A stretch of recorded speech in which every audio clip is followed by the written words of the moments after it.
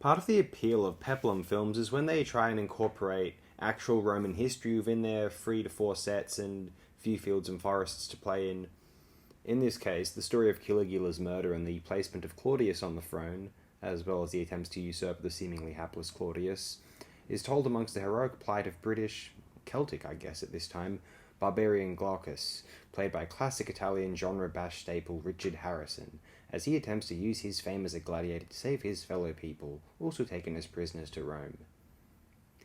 It may not be as graceful or psychological or detailed and historically accurate as Robert Graves, although this is still a very fun peplum romp, if you like those sort of things, that actually tries to educate one about Roman history. Possibly a poor job, but I love the effort. Of the 5 published user reviews on IMDb, 4 are rather negative, seemingly, from my scanning them, although one of them is rather positive, or closer to my opinion at least. Mel Velvet 1 on the 20th of June 2011 cites it as a cut above the usual peplum pap, which I would agree with. Italian director Umberto Lenzi carved something of a cult niche for himself with a series of psychological, bloodless 60s gialli, I assume he may mean 70s gialli, and a number of, I don't know how bloodless they are, maybe compared to Argento, Fulci, or Martino, whomever you want to name, and a number of 80s horror movies devoted to demons and cannibals, yep. But he was nothing if not diverse, and also put his peculiar genre-friendly talents to good use in crime films, polizieschi, war epics, spaghetti westerns, and even some peplum. 2 of them star Steve Reeves, no less. Another early one, The Last Gladiator, may not have much directorial flair outside a widescreen battle scene or two, but there's lots of plot to help disguise that, and although it's not exactly a thinking man's sword and sandal, is that an oxymoron? Yep. The mixture of myth and history make it a cut above most peplum pap. Oh yeah, The Last Gladiator, he's referring to this film, that's an alternate title. Glaucus may have been a son of Hercules, the film's part of a series. Yeah, I may have to explain... why is this called the son of Hercules? See, in America, they'd send these films over to television broadcasters, and they aired all these pepla as this series called The Sons of Hercules. Some of them had this goofy theme song, The Sons of Hercules, blah, blah, blah, blah.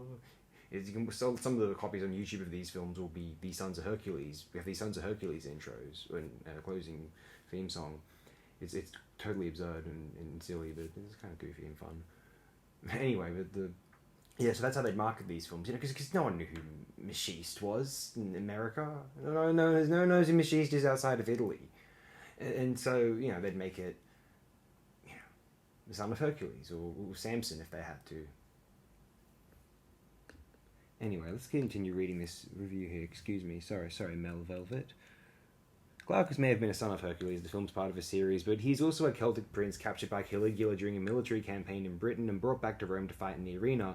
There he makes a public spectacle of himself wielding a wicked battle axe. When Caligula gives a thumbs down to a prone opponent, Glaucus hurls his axe at the emperor's head instead and makes a daring escape. Caligula is later stabbed to death by his own kind, and Glaucus must match wits with the depraved, ambitious Messalina before winning over the populace and returning to his homeland as king of the Britons, an ally of Rome.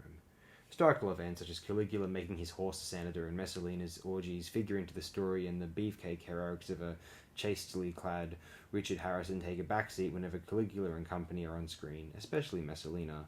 Beautiful auburn-haired Lisa Gastoni was appropriately imperious and didn't disappoint as a sadistic wife of Emperor Claudius who delights in whipping Glaucus's girlfriend and complains when she can't see the lovers roast because of all the smoke in the drastically scaled-down Colosseum arena. True. The movie's letterboxed, and although dubbed, there's some court intrigue in Italian with English subtitles, meaning the movie was cut for US distribution and hence dumbed down. White-bread Richard Harrison's no Ed Fury, Sigh, and his next one, Two Gladiators, shows him off to even less advantage. Two Gladiators. I think that's a Mario Caano film. I'm sure I've seen that. Yeah, fun stuff.